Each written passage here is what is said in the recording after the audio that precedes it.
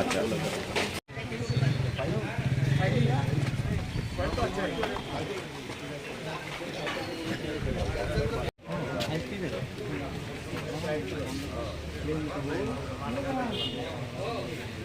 প্রায় 14 মাস আগে আমাদের মাননীয় মুখ্যমন্ত্রী প্রফেসর ডক্টর মানিক স্যার ছিলেন নার্সারি ছিল কাজটা শুরু হয়েছিল, ভূমিপূজা করা হয়েছিল বাজার উন্নয়নের জন্য এই কাজটা করা। কিন্তু দুর্ভাগ্যবশত যিনি দায়িত্বে ছিল মানে এজেন্সি ঠিকাদার, উনি সময় মতো কাজটা করতে পারেননি।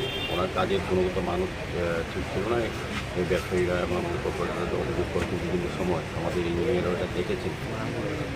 আজকে আমরা আমাদের কমিশনার সহ আমাদের সুপারিনটেন্ডেন্ট ইঞ্জিনিয়ার এবং আমাদের কর্পোরেটর এই এলাকার অনুভব সহ আমরা কিন্তু আজকে পরিদর্শনে এসেছি। সেইটার সম্মুখ দেখেছি যে কাজটা যেই গতিতে হওয়া উচিত ছিল সেই অনুযায়ী হয়নি এবং যে সময়টা ধরা ছিল এই সময় সেই কাজটা শেষ করতে পারেনি।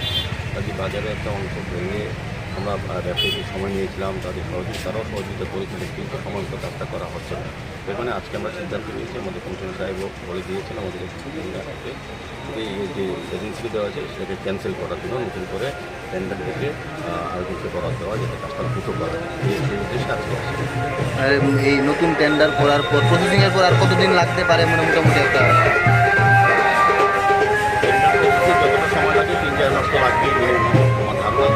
যদি বর্ষা তো দুর্গাপূজা